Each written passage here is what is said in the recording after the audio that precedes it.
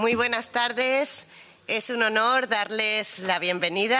Good afternoon. It's an honor to welcome you to the European Parliament for this event organized by the Intergroup on Social Economy and Services of General Interest, dedicated to the forthcoming multi-annual financial framework and the role that the social economy should play in the European Union's future budget. Allow me to begin by expressing my sincere thanks to all the speakers and participants who are with us today.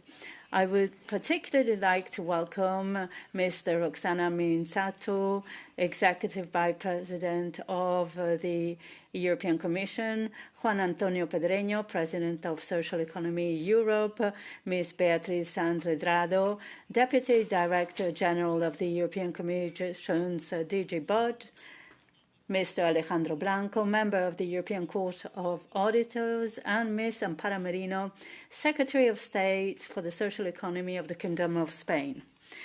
I would also like to welcome my colleagues from the European Parliament, the representatives of the Commission, the members of the Intergroup, and of course all the organizations and representatives of the social economy taking part in this debate today. Today, in this room, we have the three pillars of the European budget negotiations, the European Parliament, the Council, and the Commission. And precisely that is the reason why this debate is so important, because we must show that in the Europe being shaped for the coming years, the social economy has much to contribute. The negotiations currently underway are no trivial matter. They represent a political decision on which priorities we wish to fund, which economic model we wish to promote, and what sort of Europe we wish to build. From this intergroup, we wish to convey a very clear message. The social economy cannot be sidelined in these negotiations. For far too long, the social economy has been treated as an afterthought, as an added social dimension, or as a sectoral policy.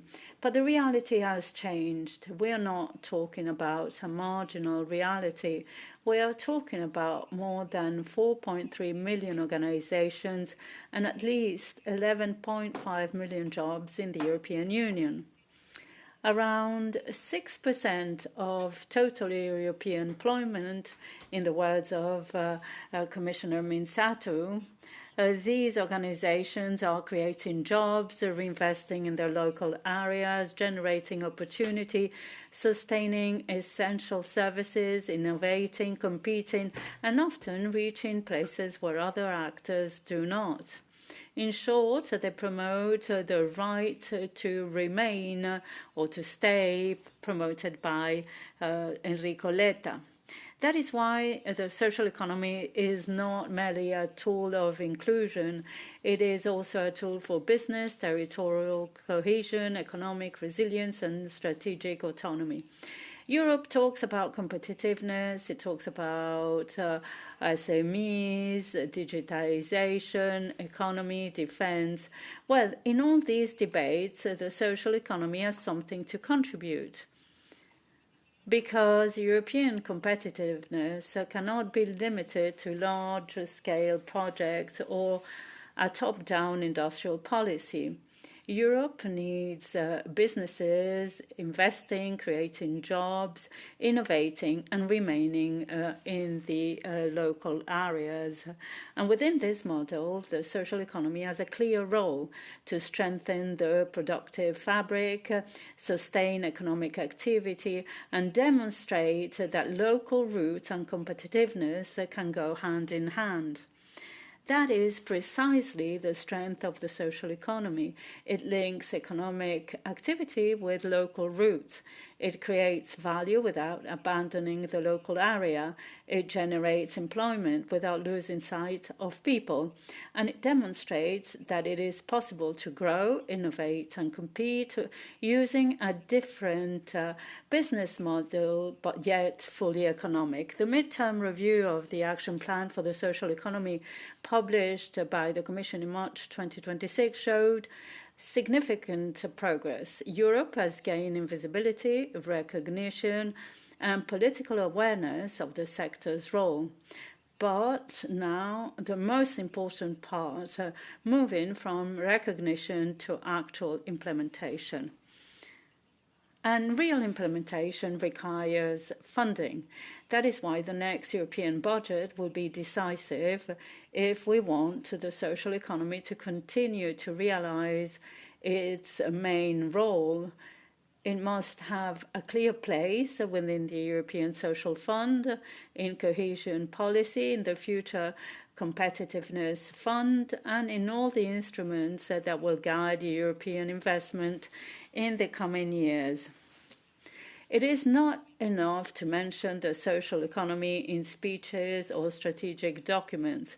We must ensure that organizations can access directly the funds, that the programs are understandable, that the administrative burdens do not drive out the smallest players, that there are clear objectives and stable funding.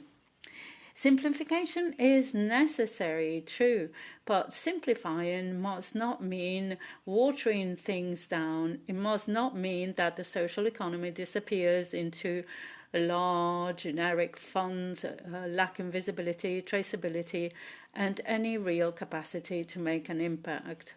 Nor must we allow the new European budget to pit competitiveness against cohesion, as that would be a false debate, a false dilemma. Europe does need to be more competitive, yes, but it will be more competitive if its regions are stronger, if its local productive fabric remains resilient, if its young people stay, if they so wish, in their local areas, and if businesses, including those in the third sector, can grow and innovate. And I always like to use the example of my own country. And Spain is a good example of this. We are a leading country in the social economy with a strong business sector and a well-established experience in cooperatives, inclusive employment, agriculture, care services, ethical finance, housing, and the circular economy. And if this model works in Spain, we have a responsibility to defend it in Europe, not out of complacency, but out of ambition. We must export best practices such as those from my region, Murcia, and demonstrate that the social economy can be a beacon for building a Europe that is more competitive, more cohesive, and more in touch with its region, as our dear ambassador Juan Antonio Pedreño knows well. Through this intergroup, we want to contribute precisely to that, opening up spaces for dialogue, connecting the sector with the European institutions, and ensuring that the social economy has a voice in the major debates of this parliamentary term. And the budget debate is, without a doubt, one of the most important. Today, dear guests, we have here those who know the sector, those who design the policies, and those who will be involved in the negotiations of the next European budget. Let us make the most of this opportunity to be clear, specific, and ambitious. The social economy is not asking for token gestures. It is asking for the conditions to compete, to grow, to innovate, and to continue creating jobs and opportunities. Allow me to conclude with a very simple idea. Europe has already recognized the value of the social economy. Now it is time to fund it, integrate it, and make it a reality. In the next European budget, let us move from words to deeds. Thank you very much.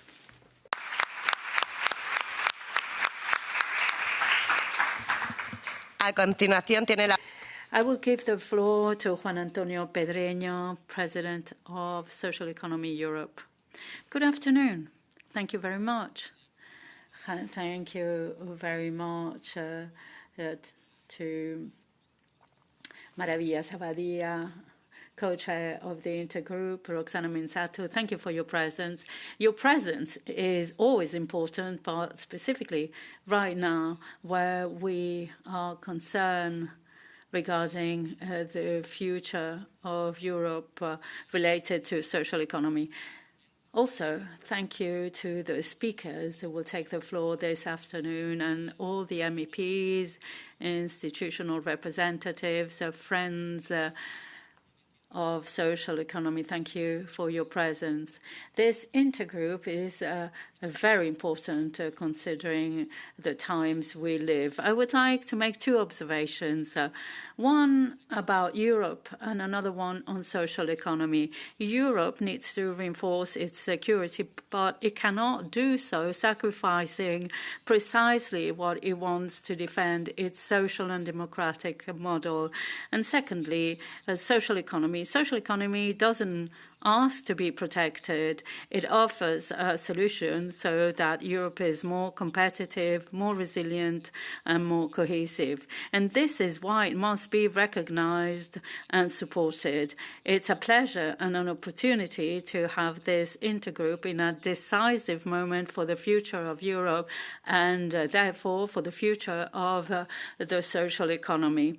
This term will have to face huge challenges: European security, strategic autonomy, green and digital transition, the lack of competitiveness regarding other economies, aging of our population, increasing inequalities, and an international situation marked by geopolitical tensions and protectionism. All that needs to have ambitious answers regarding that question: what Europe do we want to build?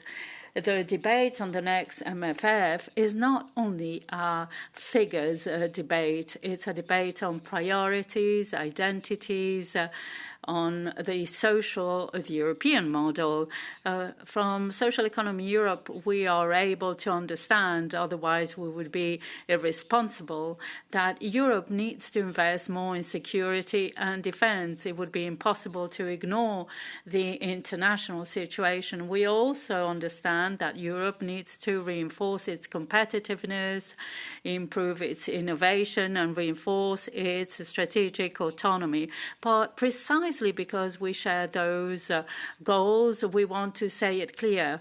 Europe cannot finance its security, weakening its European social model, and it cannot face the global challenges, renouncing to what it makes Europe different from the rest of the world.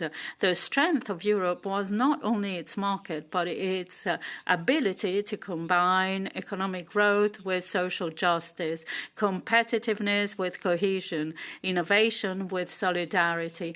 This balance is the best competitive advantage of Europe, as mentioned by Enrico Letta in its several speeches. Europe needs to reinforce its single market, push investments, and improve its competitiveness. And that competitiveness cannot be understood without territorial, social, and economic cohesion. These goals are not one against the others. They are linked. Social economy shows every day that it's possible to have competitive, innovative businesses without renouncing to people or cohesive territorial, economic, and social cohesion.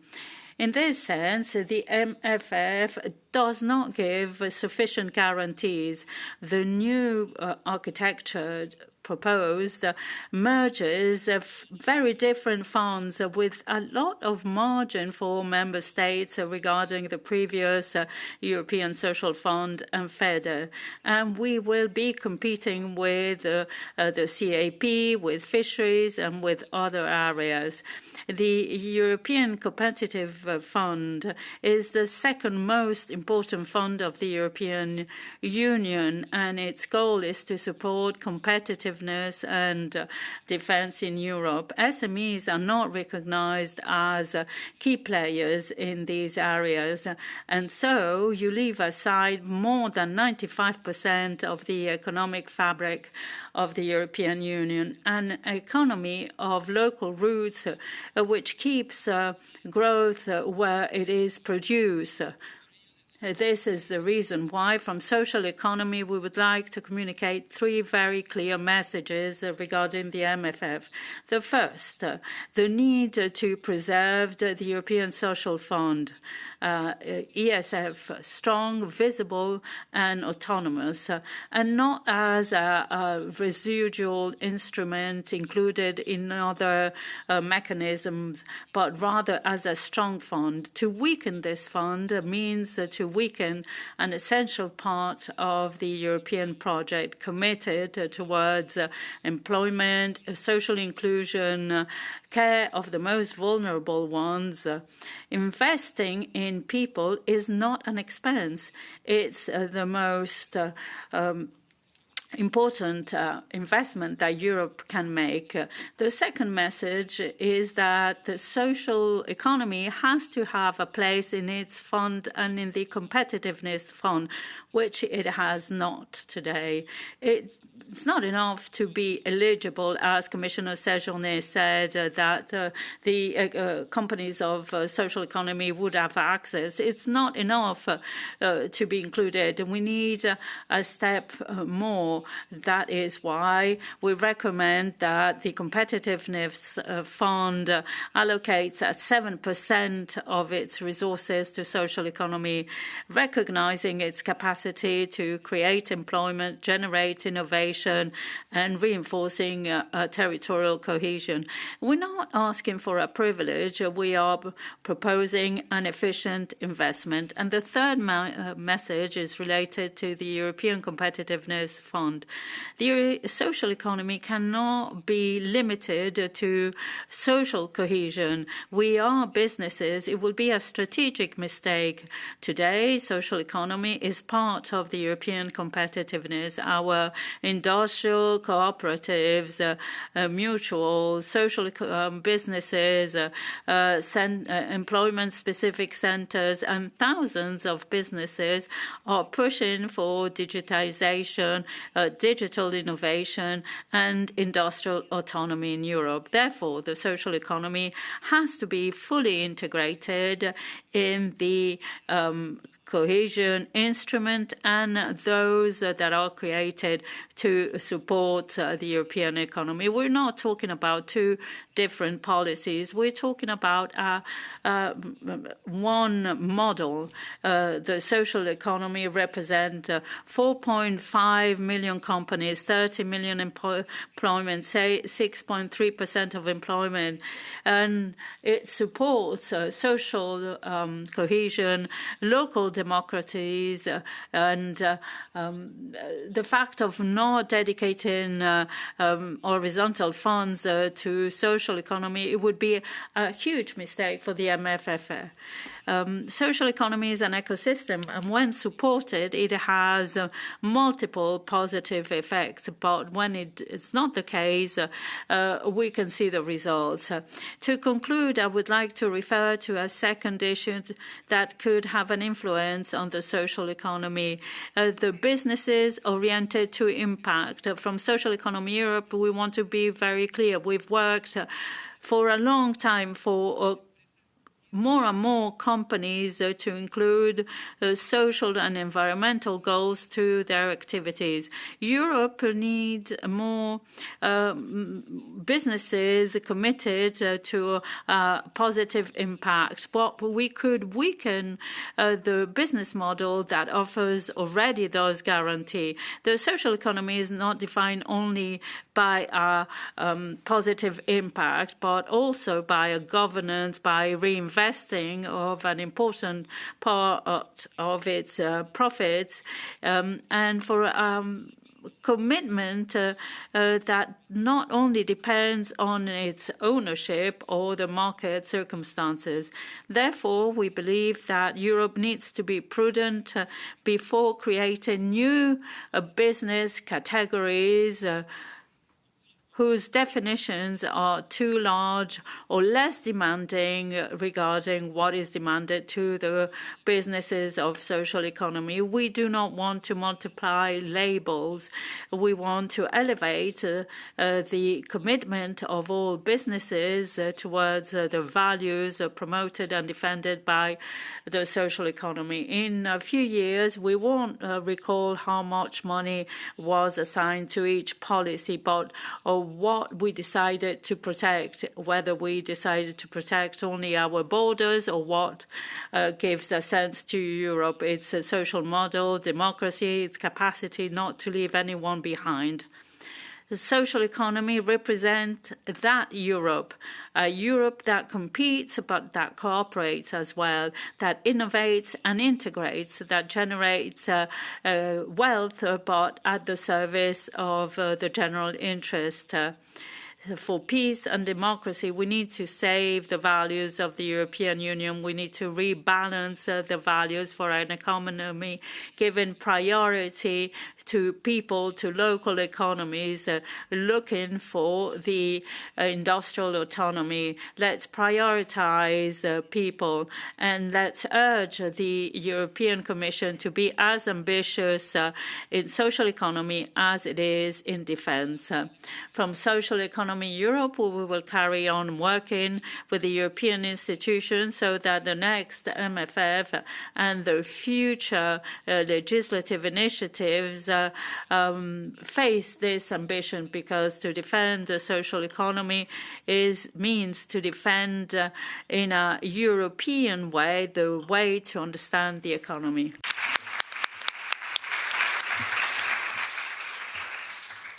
Thank you very much. I'm Sarah de Hucht, Director of Social Economy Europe, and I will be moderating this session. And now it is an honor for me to give the floor to our keynote speaker today, Roxana Mințatu, Executive Vice President of the Commission on Social Rights and Skills, Quality Jobs and Preparedness. The floor is yours. Thank you so much. Good afternoon to everybody, dear Maravillas, dear Juan Antonio. Indeed, as you read my title, I'm thinking to share some thoughts with you, but maybe look at me also from this perspective of Vice President that is responsible with preparedness, because this is an angle that many people do not perceive from my portfolio, and I think that social economy has a very important role for societal preparedness, for societal resilience, and we always should keep that in mind. Also, looking at our drive towards more strategic autonomy. But we are living in complicated times with so many transformations, so many shocks, so many risks and vulnerabilities, which we can address, and we do address with a number of policies, investments, and tools. But on a very clear societal level, I think we need to be very clear about the fact that people need confidence and people have faith and trust in models that really take into consideration values and justice and a shared understanding of these values. And yeah, social economy is beyond all the numbers that have been mentioned here, how many millions of organizations, how many millions of jobs. Social economy really does embody a lot of our European social model, a way of doing business, a way of conducting business, a way of giving back to society, a way of being present in a local or regional community, a way of connecting business models with social models. So really honored to be part of this event, and I think also in this complex moment when the MFF, the next budget, is under negotiation. The voices that we have here in the room, there are important voices and the messages, and even when, of course, we are trying to find the way ahead, and sometimes we don't find, a common approach to every topic, but the fact that we speak about the importance of financing social economy is really crucial.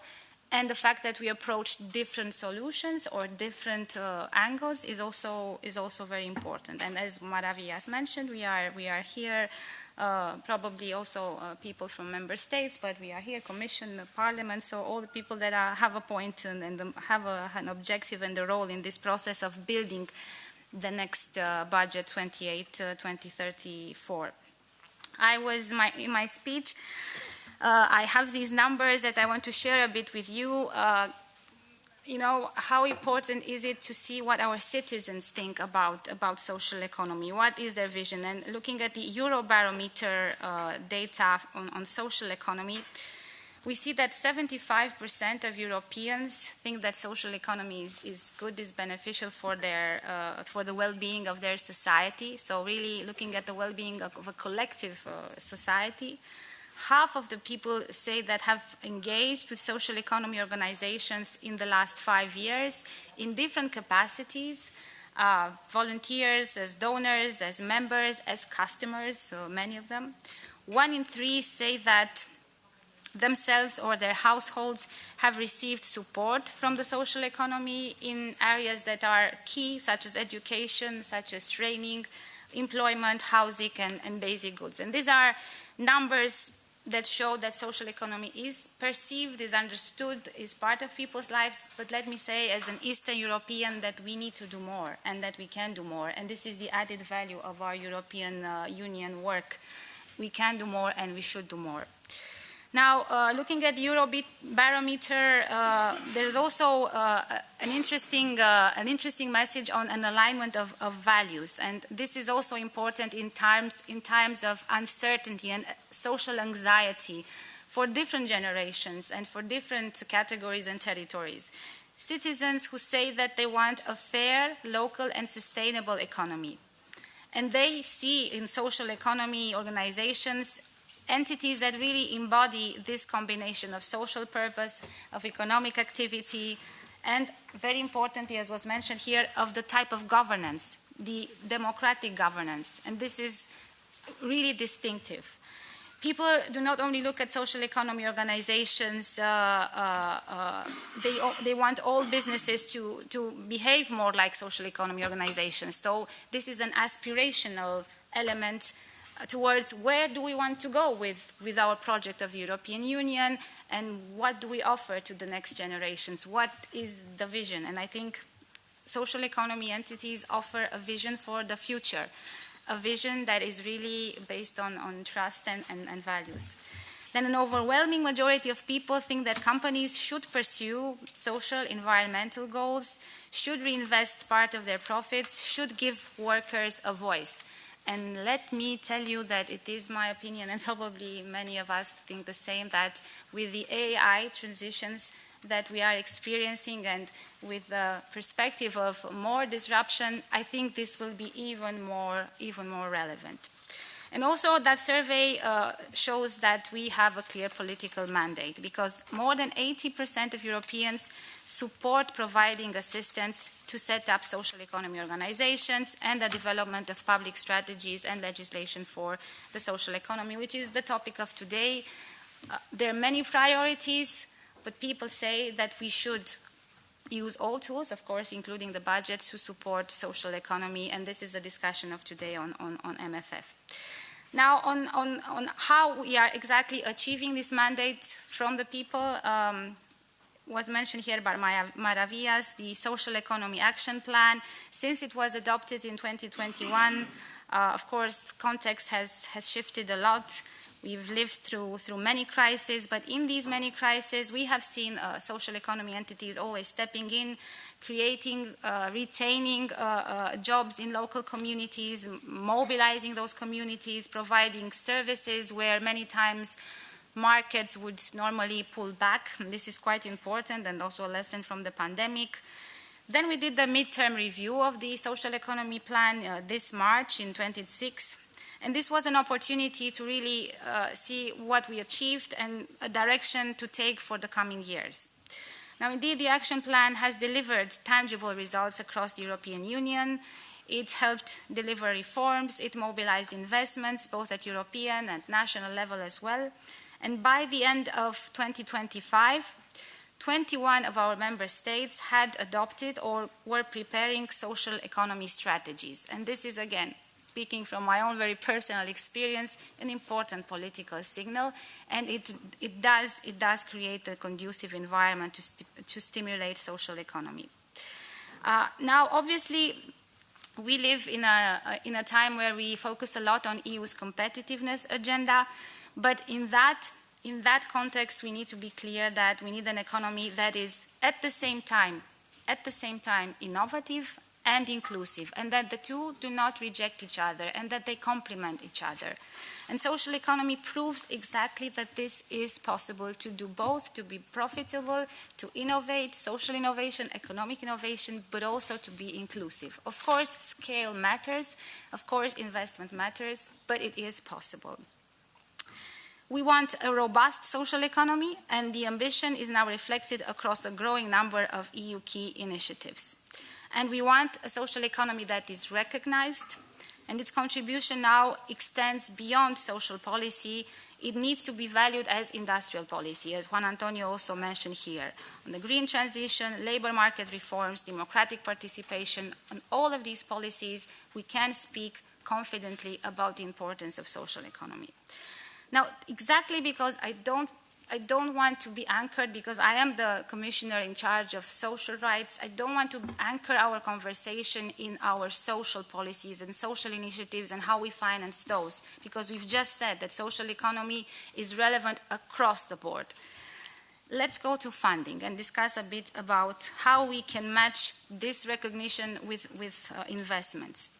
Looking at the current budget, we have an allocation of some 1.6 billion euros in grants and financial instruments for social economy across different tools, from the cohesion policy with the different funds, Erasmus, Horizon Europe, so interventions from several funds. Then we also look at an interesting number, 1.2 billion euros in guarantees, which have been allocated to InvestEU, implementing partners for tools such as microfinance, social entrepreneurship, social impact investing, and which are expected in their turn to mobilize, to augment this, and to mobilize almost 12 billion euros in investments by the end of the implementation.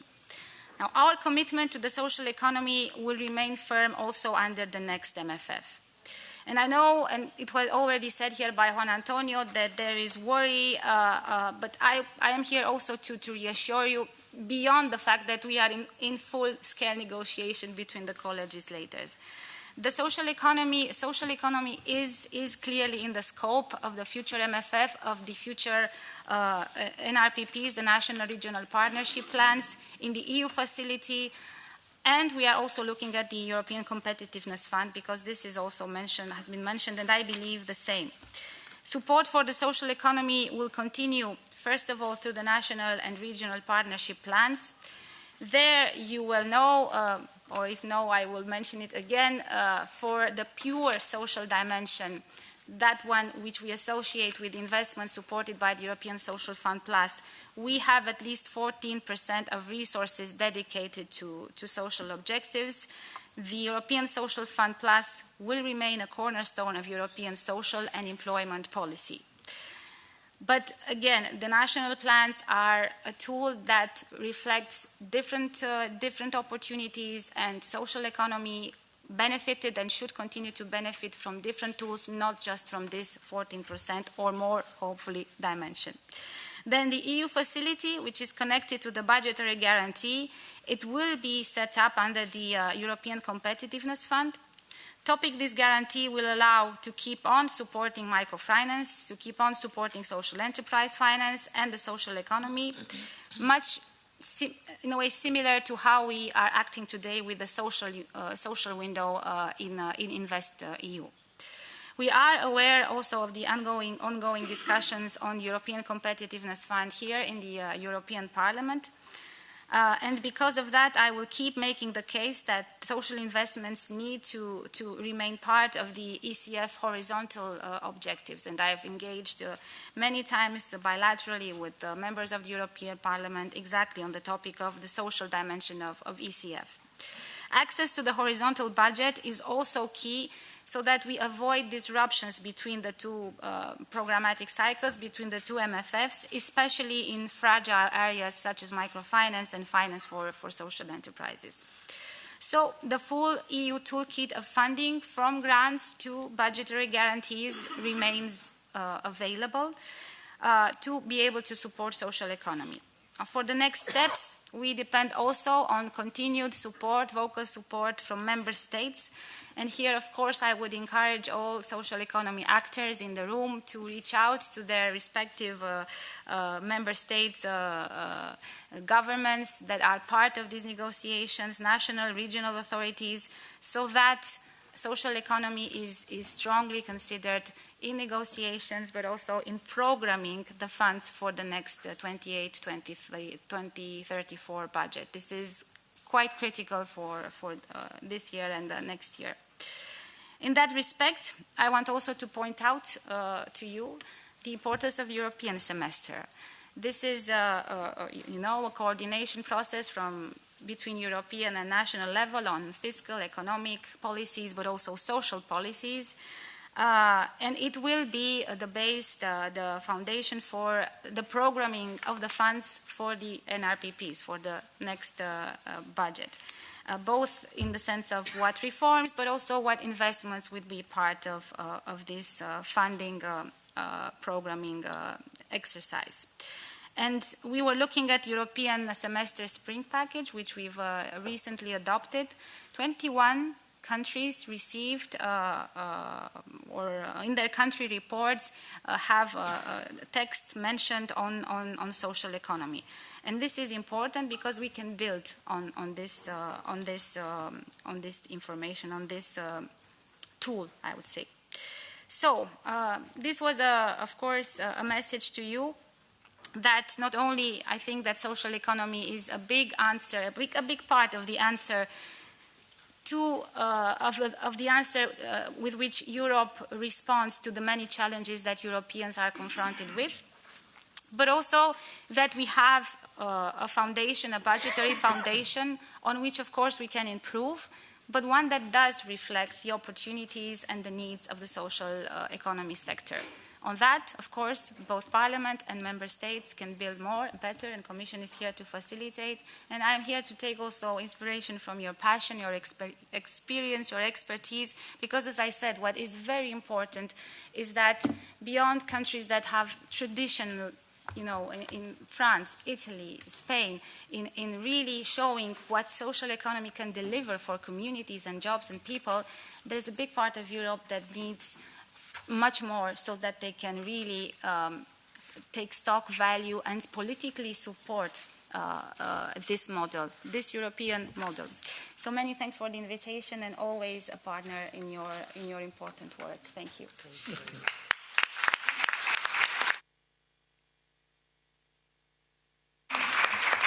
Thank you very much.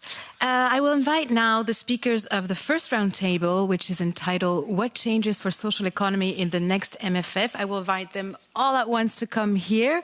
And so I'm going to thank you because we're going to need some room here. So I call here Baptiste Vasseur, Jean-Marc Germain, also Valentina Patetta, Damian Boss-Lager, and Irene Bertana, and Isabelle Benjoumer. I had a whole speech prepared, but we're running late on time, so I'm just going to name the persons and the topic.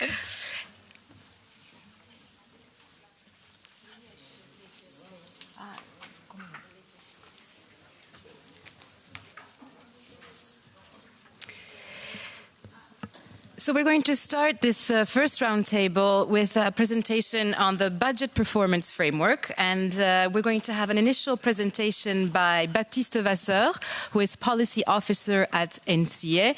He's replacing the director of NCA, Patrizia Bussi, who couldn't make it for family emergencies. And I will be very happy to hear the reactions afterwards by Jean-Marc Germain, MEP and co-rapporteur of the Budget Performance Framework.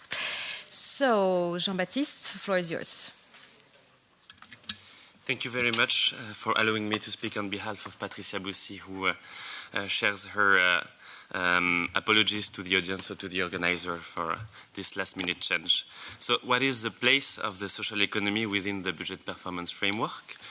Which is the overarching framework that rules the entire MFF through a result-based approach that could be challenged and that could be discussed, inspired by the Recovery and Resilience Facility.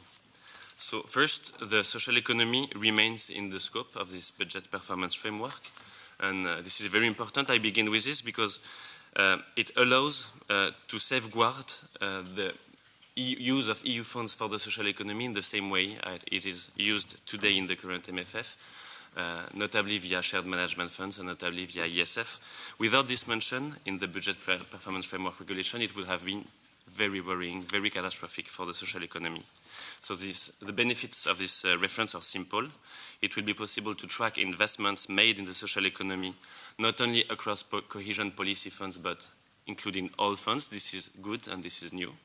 And second, the use of the indicators may help in better tracking how EU funds will be absorbed by the social economy. This is already possible today, but it is complex and again, not all funds together.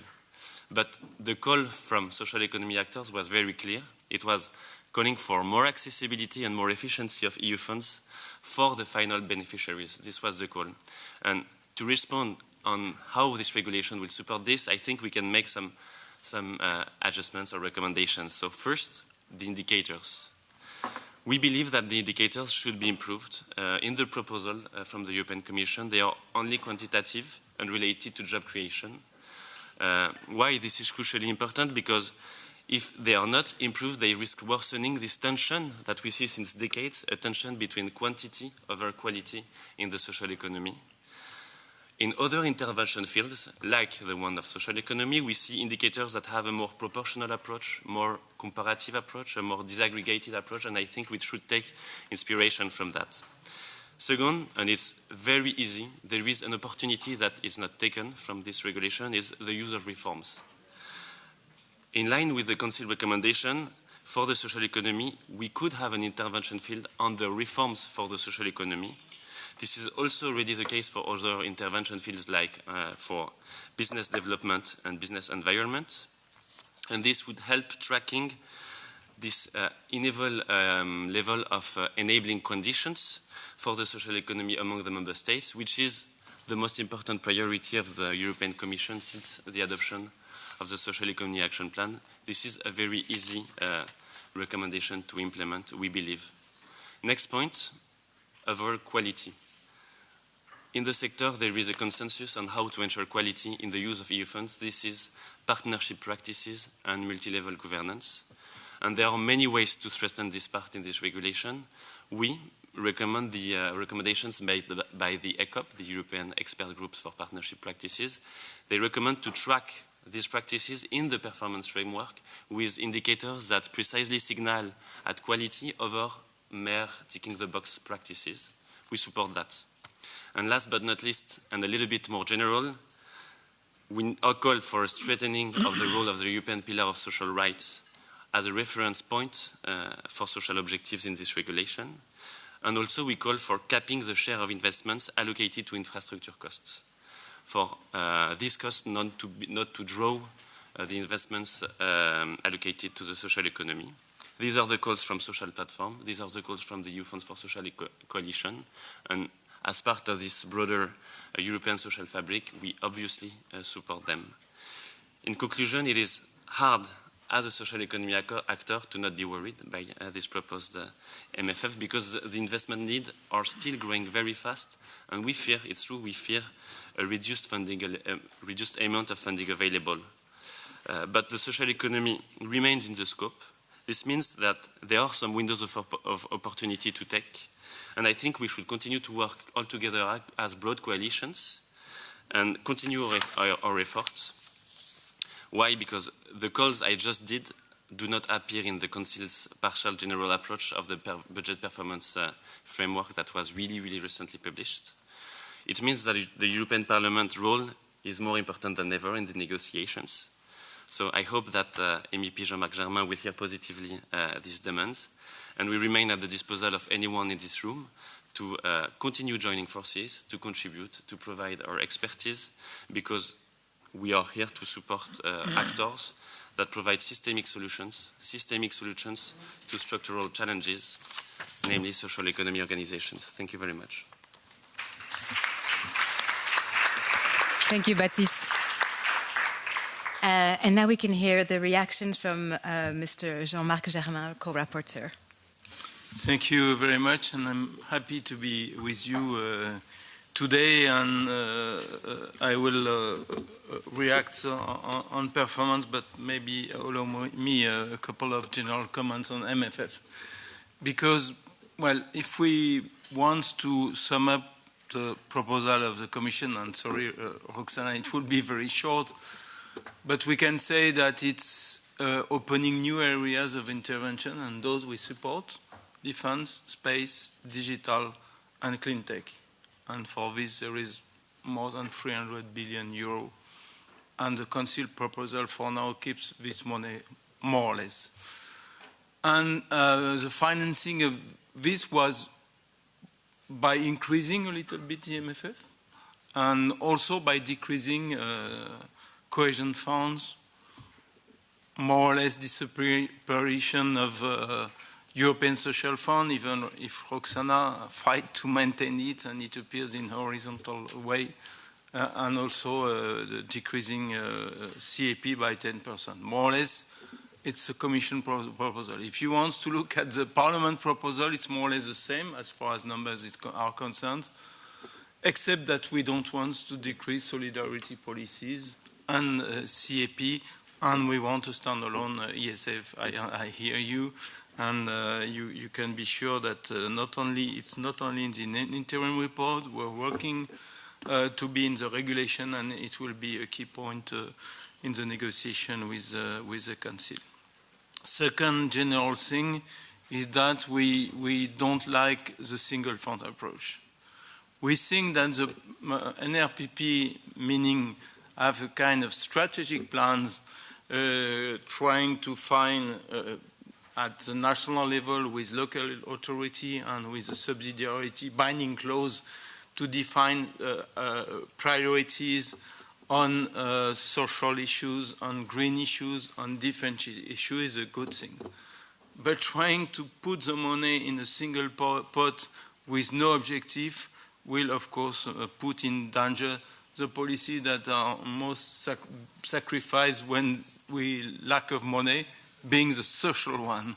And we work closely with Roxana to be sure that the position of the Parliament will be consistent. So the position of the Parliament is separate funds, meaning that each fund is going to define its own objective, will have its own money, and the possibility to depart with the indicative number would be 5% at most.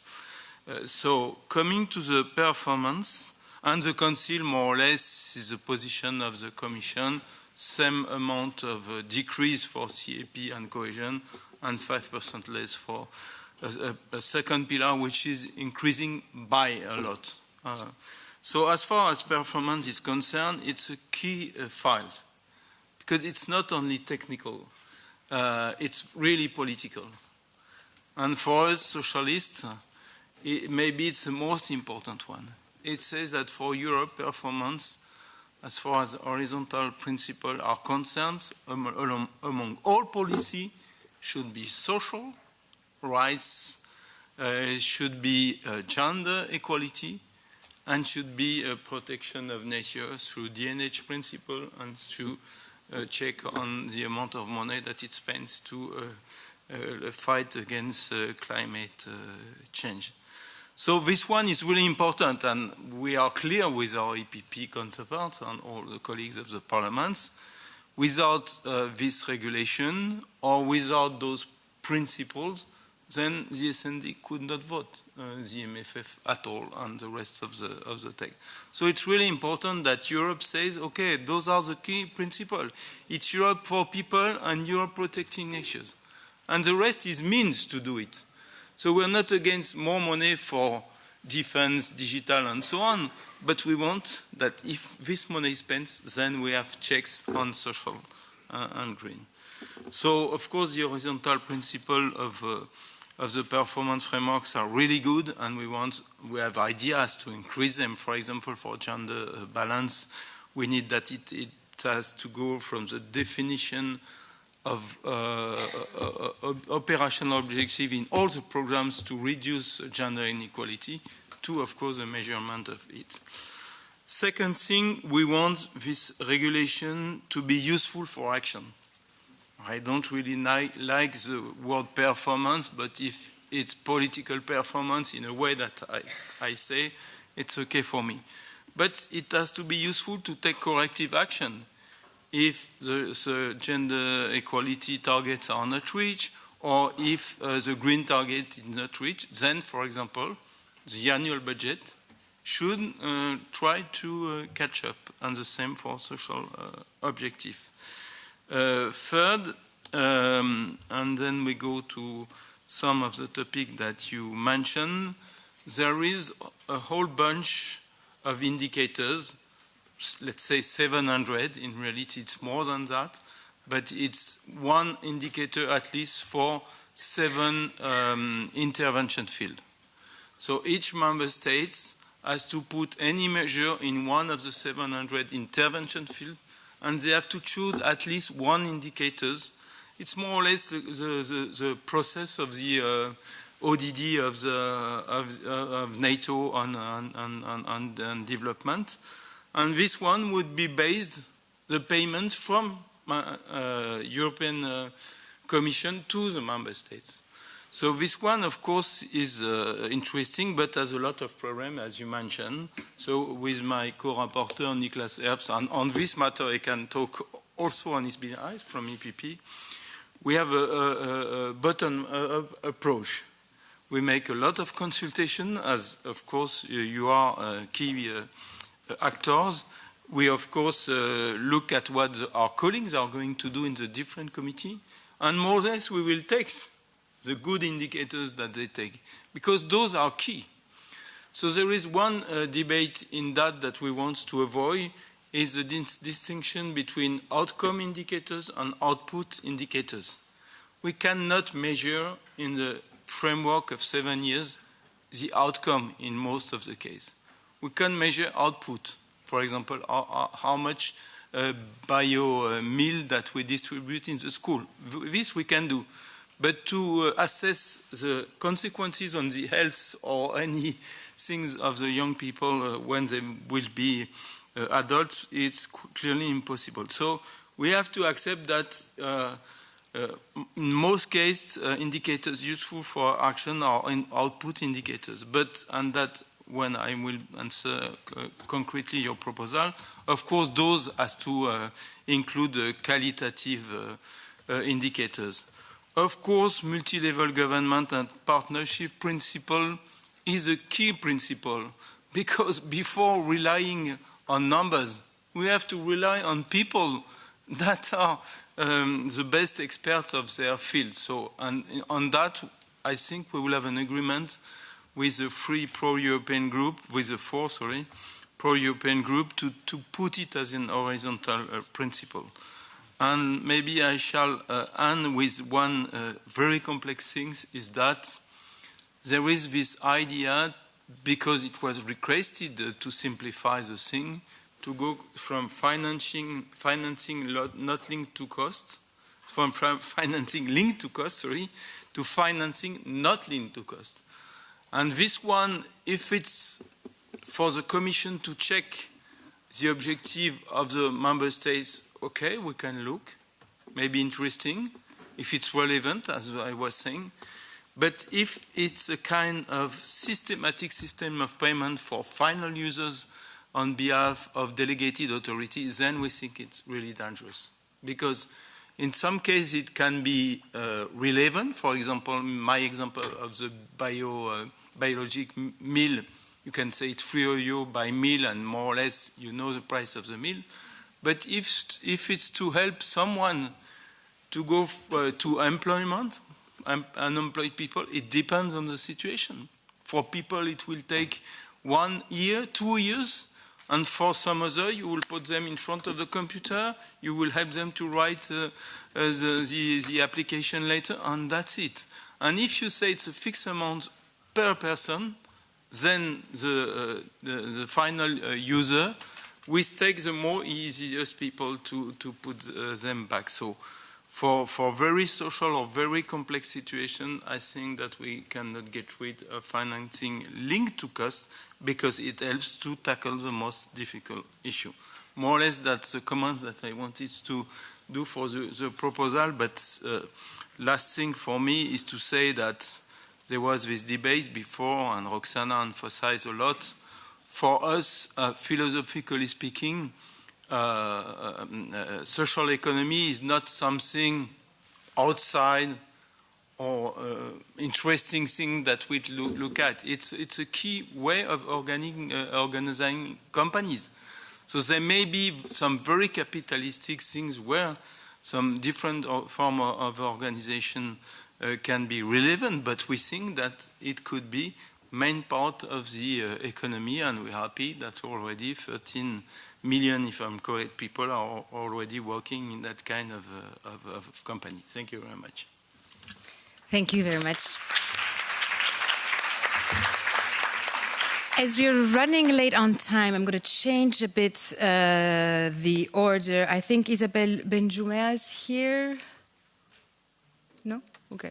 Not in the end. Okay, sorry. So we're going to stay with the same program. Now I will give the word to Irene Bertana, interim head of policy of ASPD and also leading the coalition EU Funds for Social Coalition, who's going to talk about the NRPP, the new ESF, and ERDF. Thank you. I'm Irene Bertana and I work at ASPD, but today I'm representing the EU Funds for Social Coalition. Maybe some of you in the room know about this alliance. We are an alliance of organizations that work every day to make social rights a reality. We bring together social economy actors, services and public health providers, rights organizations, lifelong learning networks and trade unions. We joined forces in March 2025 when we first heard the rumors about the ESF risking to disappear and be merged with other funding. And so we decided to take action, and with a simple message, which was that we wanted the next EU budget to strengthen social investment. And since then, the message has only grown stronger. And today, we are supported, depending on our initiatives, by more than 60 European networks and over 350 national organizations that are part of those networks. And following the proposal of the Commission, our concern didn't disappear, because we saw that actually there was some intentions that we understood, the intention to simplify, to improve coordination. But on the other hand, the social relevance went weaker. So we saw that there is less money for social priorities, there are weaker guarantees that funding reaches the people who need it most, and there is more decision-making at the national level at the expenses of the local and regional authorities, but also of the EU added value. So I won't go into detail about the proposal, because I think that we heard about it quite a lot, but I would go to what we are asking for. So we believe, and this will echo what Baptiste said and also what MEP Germain said too. So we want that the next EU budget build on what works in today's cohesion policies rather than weakening it. So we want to invest more in people. We are not against the target for social spending and the measuring on social spending through funding, but we want this target to raise to a more appropriate amount. So we think of 25%, which is something that could allow the EU to deliver on the objectives that the EU given to itself in terms of poverty reduction and also of the implementation of the pillar of social rights. But it's not only about quantity. We also want that what is counted as social spending doesn't include investment in tourism, hospital renovation and infrastructures, but rather people, employment, education and skills, social services and inclusion. And then we want to preserve what already works, so we want the ESF, but also the RDF, to remain in standalone funds with their own regulation and dedicated budgets. And we support the proposal of the European Parliament for a 120 billion ESF. But also is to have earmarking to protect investment on social inclusion, child poverty, homelessness, material deprivation, youth employment and capacity building, because we saw that when this is not protected, this risks to be left aside. And so we believe that the architecture of the ESF and the RDF has proven its value over decades. And it's also part of the funding of the European Union. So dedicated regulation, ring-fence funding, earmarking, and so on partnership are the elements that ensure that the fund reach the people, the communities, and the organizations they're meant to serve. And also, there is another element, which is not part of the NRPPs, but of the facility now, which is something that we don't hear so much, but is very important for our sector. And we are talking about the employment and social innovation strand of DSF Plus, also called EASY, which is the connective tissues of Europe's social economy. It supports European cooperation that no national program can replace. So it supports social innovation, transnational learning, European networks and capacity building for civil society and trade unions. And it's not that it's not there, it's there, but there is not a budget linked to that. And this budget is together with the facility, which is meant to respond to crisis and emergency measures. So we really believe that we need to have a budget protected for EASY, so that short-term crisis responses do not come at the expense of long-term social investment. And to conclude, another key point is that the simplification must not weaken the safeguards that ensure the EU funding is linked to clear policy conditions implemented in partnership and accessible in practice. First point is about the enabling condition.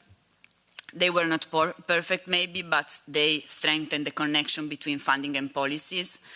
And what we see now in the proposal with the horizontal condition is not the same. And we want the EU funding to continue to drive the implementation of the EU Pillar of Social Rights and also of the UN Convention on the Rights of Persons with Disabilities that we see replaced in the regulation by simple accessibility, which is not bad, but it's not the same. And then, meaningful partnership with regional and local authorities and with civil society throughout programming and implementation, and also in our case extending to all the EU funding. And then the last point is about smaller organizations. So many of our members are small, but sometimes they don't have the capacity to access EU funding, but they are those that are closer to the local needs. So we think that they cannot pre-finance, for example, months of expenditure or manage reporting system designed for much larger beneficiaries. And so we need accessible co-financing rates, stable pre-financing, proportionate reporting, and practical support to beneficiaries, such as help desks. We are engaged in this negotiation because we want to help make this reform work in practice. We stand ready to contribute with our expertise, with our experience on the ground and our commitments, and we look forward to discussing how we can make the next EU budget work better for the people it's meant to serve. Thank you. Thank you very much, Irene. And now we have the pleasure to invite the reactions by Isabelle Bounjoumer from the MEP of Budget Committee. Thank you very much. I think there's interpretation, right? Okay, so voy a hablar en español. Pues muchísimas gracias. Thank you very much. First of all, I'd like to apologize because I arrived late. I had another previous commitment. It's a great pleasure and honor to be here with you in this event, in this Intergroup of Social Economy. And I would like to thank specifically my colleague Maravillas Abadia for inviting me. She's a co-chair of this intergroup. Thank you for your passion, for your time, for your dedication to this topic, to these important priorities such as social economy, which is sometimes not understood and sometimes it's seen as something minor. So thank you very much to Maravillas for her work and for this invitation. When we talk about budgets, we are talking about how to do politics, because the budget and the allocation is the one that allows us to implement some policies. So that is why it's so important to hold this debate right now. There is a debate about how this budget is going to look in the next years in the European Union, which are going to be the priorities, and how are these going to work. We are talking about budget allocations. So there is a lot at stake in this negotiation. This negotiation was launched by the European Commission because they prepared a proposal. I will mention some ideas about this proposal afterwards. And governments, member states, have to react to the proposal. And we are just waiting to see which is the position of the Council. I want to highlight something. The European Parliament has some limited capacities of interfering in this negotiation, but they are doing whatever they can do. So they are putting some political pressure, and here in the European Parliament we are using all the means we have in order to put pressure at political level on the European Commission and on the member states in order to make them amend, modify this proposal, because as I see it, this is not a good proposal. It can be improved in several aspects. So I'm telling you this so that you can understand what we are doing at the European Parliament. The MEPs are the ones who represent European citizens, and we are just doing some lobbying, putting some political pressure on other actors. I think there is a topic which can be one of the most interesting for you right now,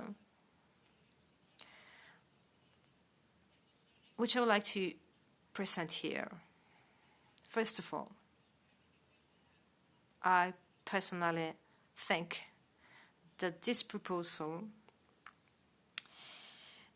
is not a good proposal. The European Parliament has already mentioned this in the last report they presented on April. And this is so because there is a reduction of the European nature of main policies which have been the DNA of Europe in the last years. I'm talking about very successful policies which were there, which were providing lots of opportunities to citizens. And these policies have helped to reduce inequalities amongst regions, and they were providing opportunities to citizens. These policies helped to improve citizens' future. And now the European Commission is talking about simplification. So they presented a proposal 1 year ago, and they said there would be some cutting of the budget, some reduction. They are going to delete some programs which were successful programs. And these programs have a direct impact on European citizens. For instance, European Social Fund. And they also proposed to merge different programs under the same funding. For instance, the CAP, cohesion policy, fisheries policy, which was also deleted in Europeans' proposal, Erasmus, social fund. Everything is mixed, merged within the same name or pod, and then each member state could decide which are the priorities and which priorities are receiving funding. So the management of the funding is dealt by European member states, and there is no more direct managing. And they also proposed to reduce some programs which were, until that moment, successful programs, which of course could have been improved and could have been more efficient.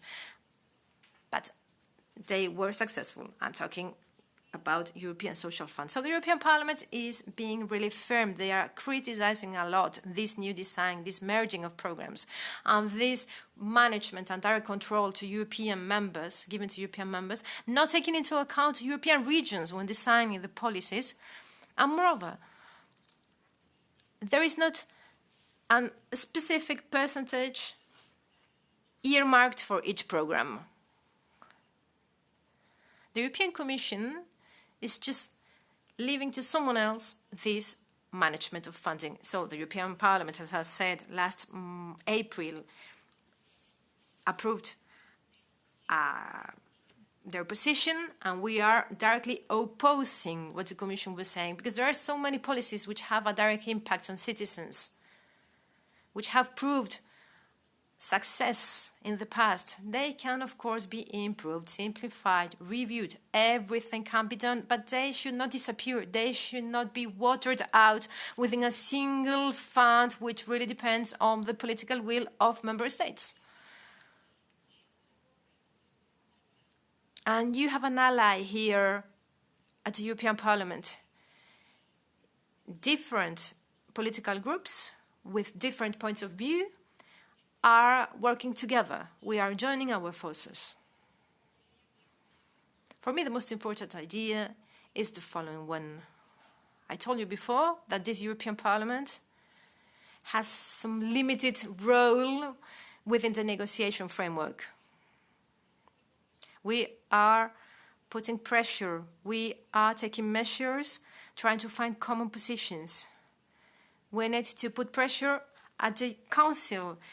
We need to lobby European member states, because the Council is the one who is right now agreeing with the Commission's proposal. And the Council, the governments, are the ones who have the veto power. They are the ones who really have the power to change or force things to be changed. So this European Parliament is going to continue putting this pressure on governments, but I ask you to do the same, because right now the Council and the Member States are quite happy with the Commission's proposal. So I wish you to work on that field. And thank you very much again to the Intergroup and to Maravillas for this invitation. Thank you so much. Yes. Y ahora and now to close the table, I will ask Valentina, and I will ask you to be a bit shorter because we're really running out of time. I'm really sorry. Yeah.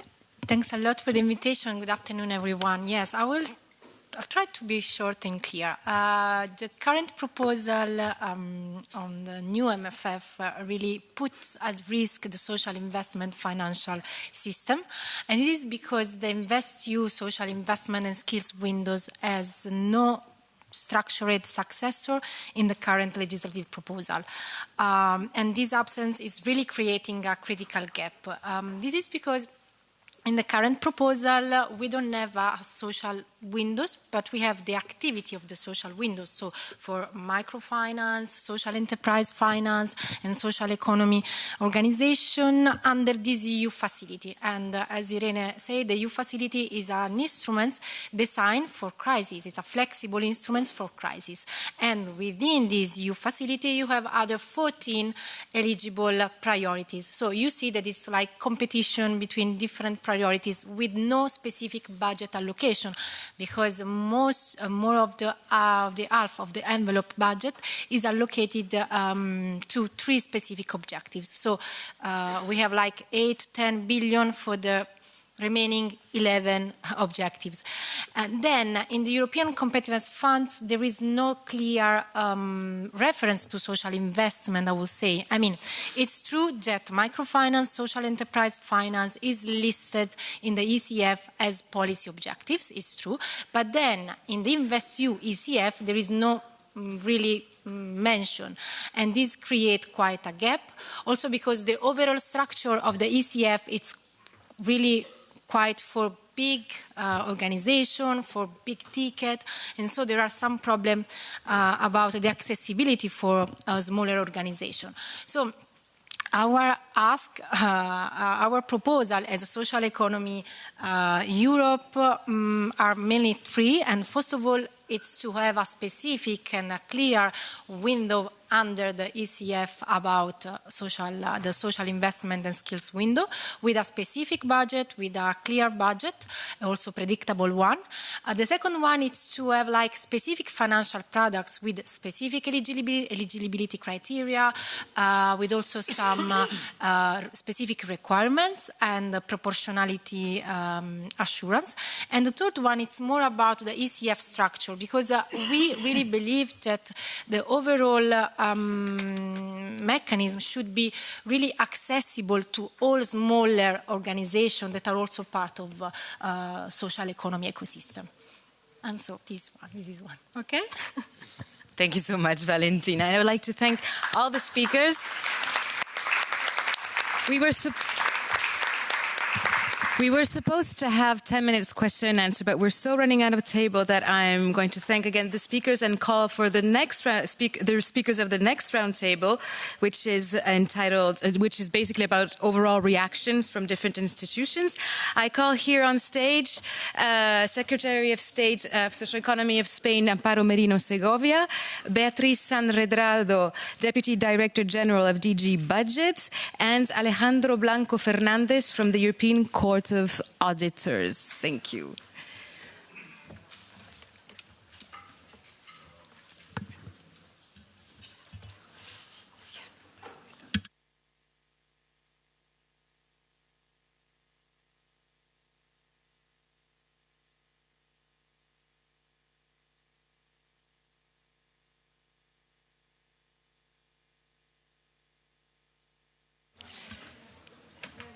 So after these presentations on very concrete elements, we would be very happy to hear the comments.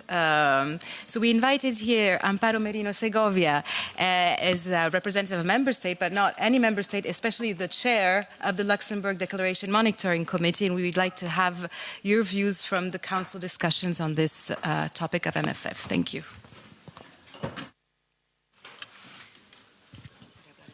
Sí. Muy buenas tardes. Good afternoon, dear Roxana Minsato, Executive Vice President of the Commission, and dear Maravilla Sabadia, Co-Chair of the Intergroup, dear Juan Antonio Pedreño, President of Social Economy Europe. Good afternoon to all of you. It's a great pleasure to be able to participate in this dialogue space in order to reinforce social economy and to promote ideas with all of you. I think that we are in a relevant moment for the social economy. In a situation of huge geopolitical transformations, it is important for the European Union to bet for a business model that combines sustainable growth, competitiveness, and social model. And the recent signals are not very optimistic. We've seen the same issues to create the Intergroup back then. And these are not only organizational issues. These have political consequences. It reduces the visibility of social economy and weakens its presence where priorities are defined, economic, budgetary, and legislative priorities of the Union. We cannot sideline the social economy. It will be a political and economic mistake. Evidence show that when we talk about social economy, we are referring to a business model generating quality employment, reinforcing social cohesion, and contributing to the resilience. In Spain, during the during the crisis, for example, the pandemic, so the social economy destroyed half of the employment if we compare it to conventional economy. This shows the resilience capacity of the social economy in order to maintain quality employment. Social economy plays a decisive role when helping people running the risk of or having vulnerabilities. So these initiatives not only give social results, but has a social and economic important return around 2.9 euros for each euro invested. We're not talking about a marginal reality. Social economy represents 6.3% of the employment in the European Union, has more than 4.3 million organizations, and its economy represents 12 billion euros. The contribution to decent employment, social inclusion, local development, and social protection has been explicitly recognized by United Nations.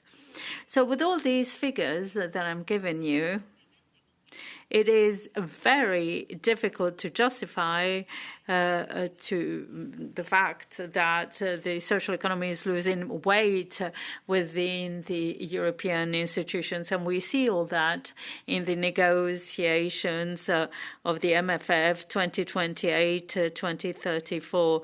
The negotiated proposal almost does not recognize the role of social economy and generates uncertainty regarding tools that have shown its importance to promote social inclusion, employment, and this is the reason why Spain, as you know, has clearly refuted because it doesn't give an answer to the strategy that we need to defend in the next years. We need something strong. We need standalone financing without weakening territorial cohesion and also a flexible architecture.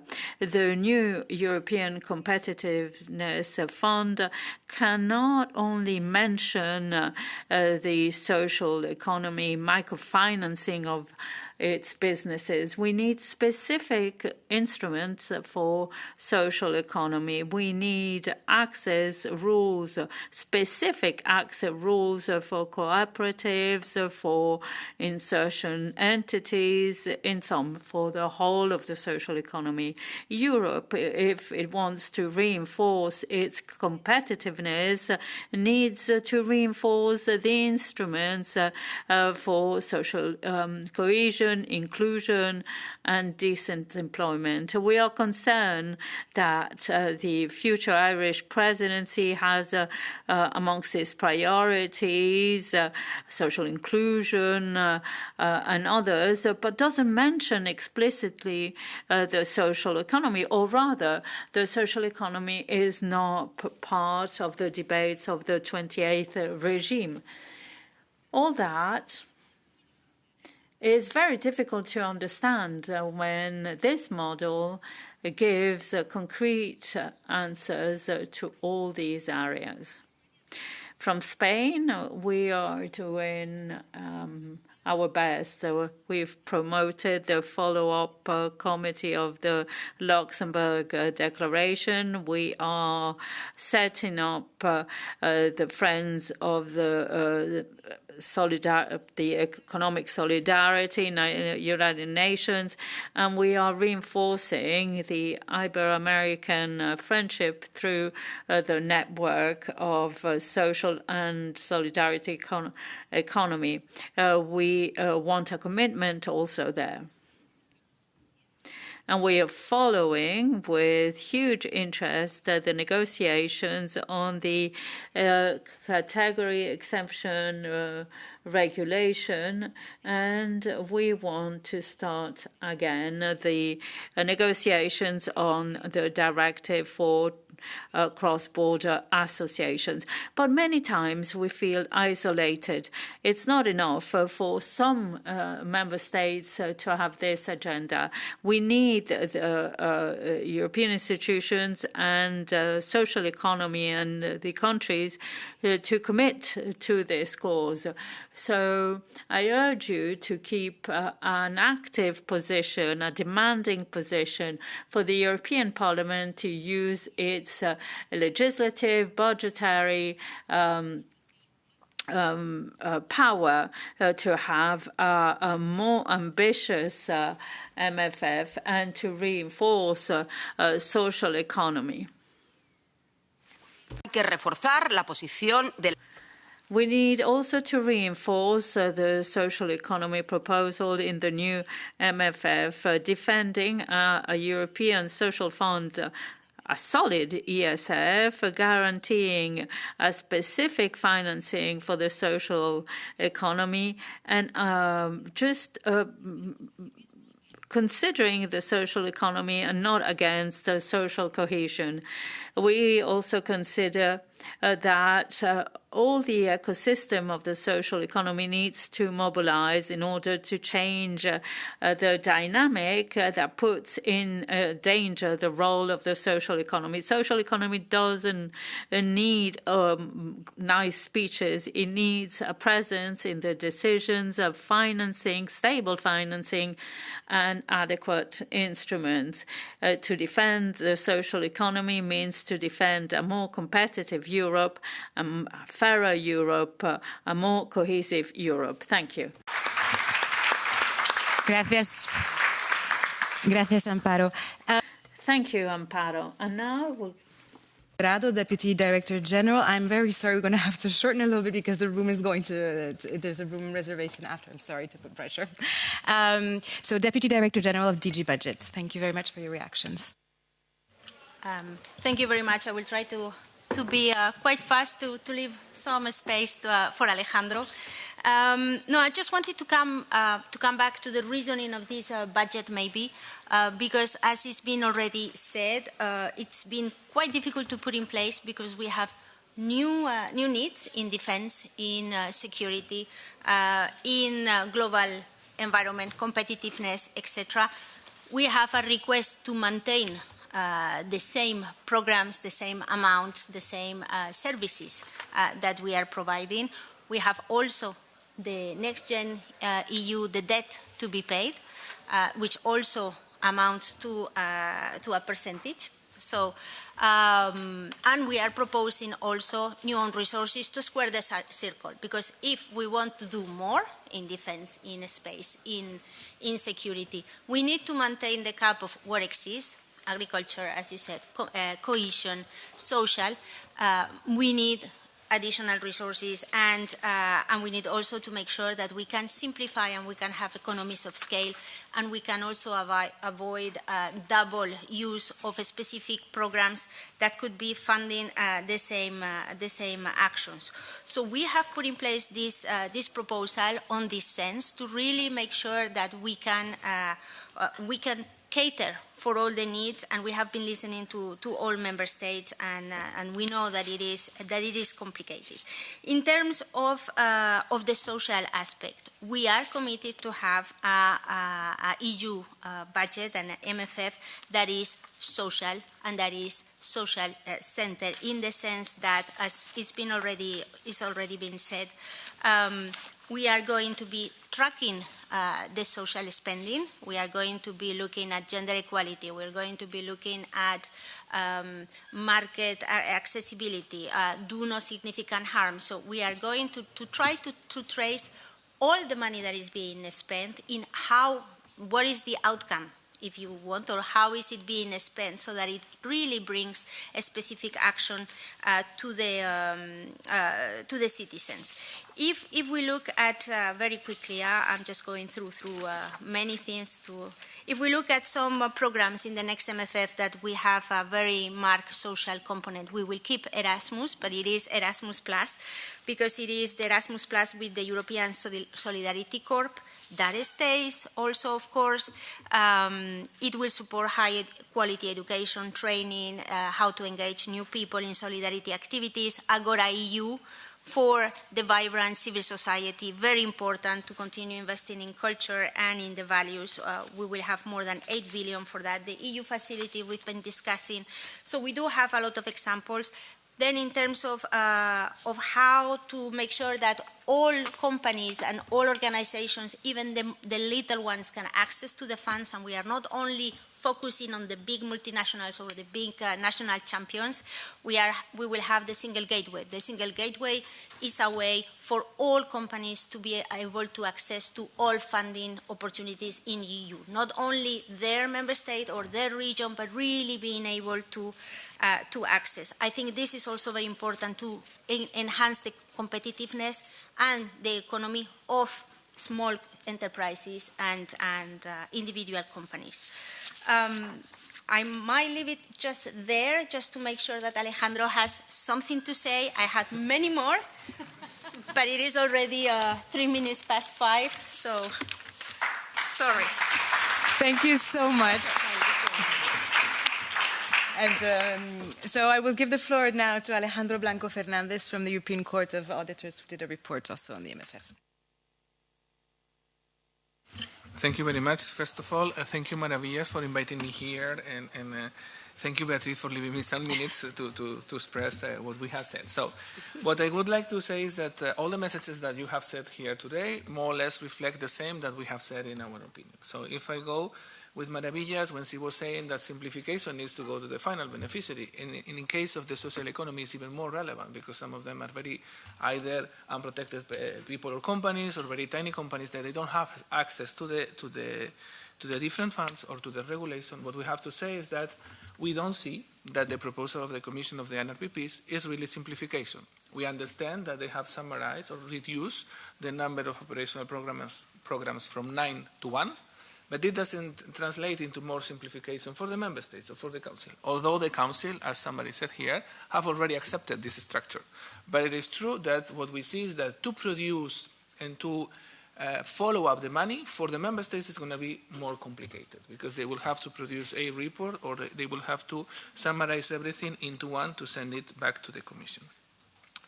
So if I have to say as well for the final beneficiary, the more, and this is a call for the people present here and for the Parliament in general, the more principles we try to put, the more obligations, the more compartments we have to put in this, or we try to put in this sort of one single national plan, the more complicated it will be. And then we as auditors, we will go there and we see, okay, you're a farmer, but you didn't follow this principle or this other principle, so there's a correction. And then we will end up in this discussion of how many errors we have in cohesion or in agriculture or in the NRPPs. So I would say the simpler, the better. I understand that all of us, we want to have our policies reflected, our pot of money, but think that the more you go in this direction, the more complicated it's going to be, and in some cases, you are going to complicate even more the life of the ones who you are trying to protect, because never forget that the legality and regularity is still there. So member states are still responsible to trace up the money and to guarantee the fulfillment of legality and regularity. Ergo, they will have to ask these conditions to the beneficiaries. And if on top of that they have to add 10 horizontal principles, it will be more complicated, and you will be crowding out these people that they need the money the most. Then we also talk in the opinion about flexibility. Of course, we understand that they say for the NRPPs, this is more simple because you have one pot of money, do whatever you want, member state.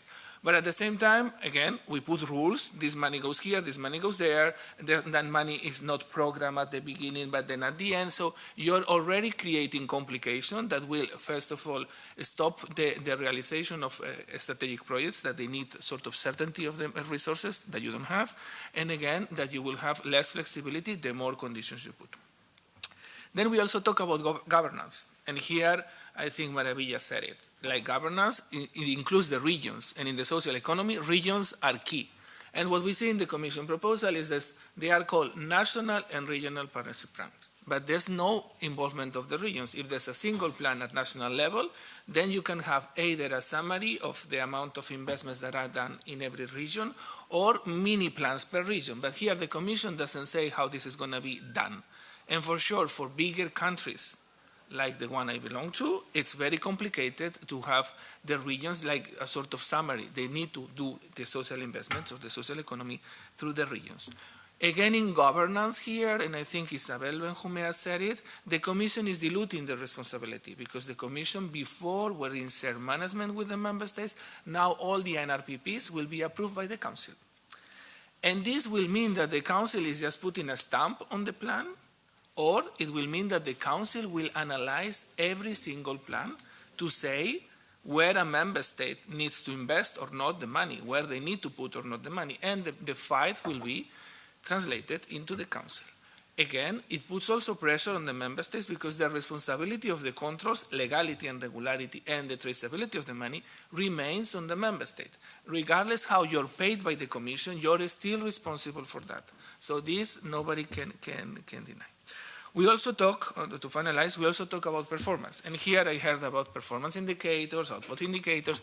Again, think that the more you put, the more you will ask to the beneficiaries. The beneficiaries will need to provide this information. So the tiny municipality with 5 employees will have to have a sort of system to follow up the indicators and to produce reports on the indicators. If this is what you want to, this is what it is in the proposal. But you have to understand that the proposal will have an impact in the weakest municipalities, in the weakest part of the society. And here you're here to protect them. So try to be generous to them and put horizontal principles that are easy to fulfill. The more you go in details, the more you're complicating the life of the ones that you're trying to help. And this is what we have in our opinion. And thank you very much to all of you for giving me the opportunity to listen. Thank you very much. We have now 5 minutes for the conclusions by Irene Tenali and Pascal Soutard. So please come on. We were given 15 extra minutes, but then we really have to go. So Irene and Pascal, please come on, and thank you very much to all of you, and sorry for the time constraints. For the closing words.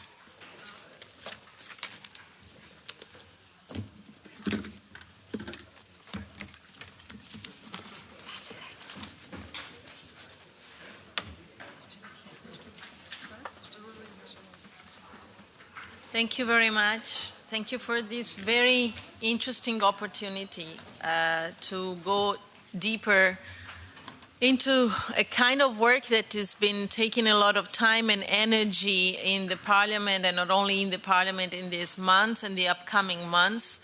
I hope that this has helped uniting to make everybody understand that this is a common battle that has to be cross-sectional across the different political groups, and that requires a constant effort. I've heard a lot of criticism for the overall structure of the MFF. This has been subject of intense discussions in this House, and not only in this House. For sure, we will keep working and fighting for that, but we also need to be pragmatic, and we need to understand that in case we don't manage to drastically change the structure of the current MFF, this is not the end of the battle. We need to move on and continue and work on the single files and dossiers. We've heard, also the criticism and the problems within the current and individual dossiers, the NPRR, the Competitiveness Fund, the Social Fund. So the important thing is that each one of the members of the Parliament that is working on these individual files and dossiers is aware of the role and the importance of the social economy, and make sure that it is taken into consideration. And this, of course, extends also to all the other files and dossiers that are relevant for the social economy and that will be discussed in the upcoming months. So this is also the purpose of the intergroup, of the work that we are doing together with Social Economy Europe. I think what we need to do is also to make all the colleagues understand that it is about a drastic change, a cultural change, a political cultural change in the way that we approach the social economy. I can't hear any more debates around the issue of strategic autonomy or competitiveness without taking into consideration the crucial role that the social economy plays when we talk talk about strategic autonomy, when we talk about competitiveness, because when we talk about becoming more resilient or more autonomous from the big international multinationals or supply chains that span across the continents, and we neglect the opportunities and the resources that we have inside our regions and inside our territories that are rooted in those communities that are already playing a role in making these communities resilient, I think that we are missing a big chunk of the equation. So we need to make sure that every time we talk about strategic autonomy, we talk about the role of the social economy, the role of energy communities, the role of all these, yes, I'm done, and also about competitiveness. Competitiveness also is rooted in this, enabling communities to be strong. I'm dealing with housing issues. What's more relevant for competitiveness than giving access to all the workers to accessible house and make sure that firms and companies have access to, can attract and retain labor because they have access to, accessible homes. So this is the real cultural change that we need to make, and this is why it's so important to have an alliance like we have built in this space. So thank you very much for this opportunity.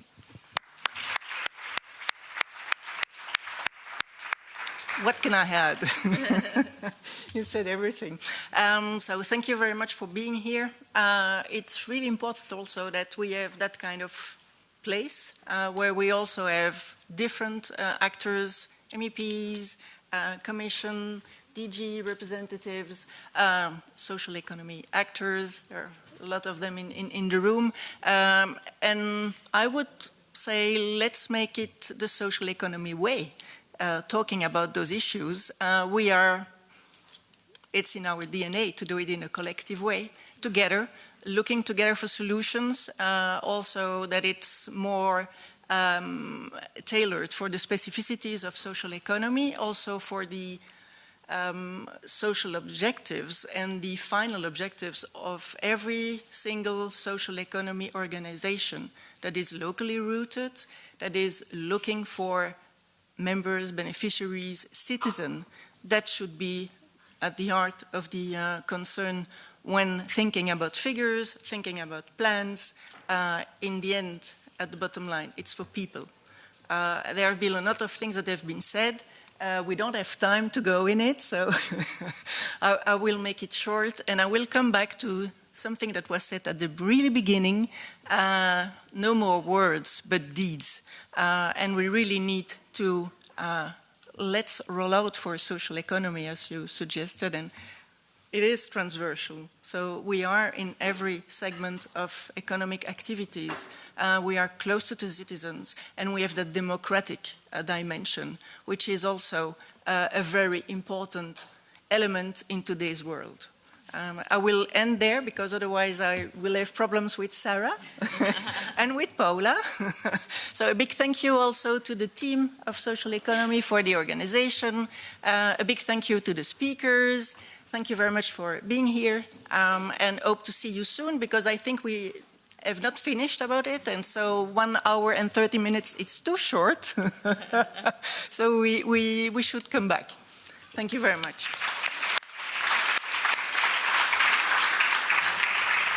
Thank you for your speech.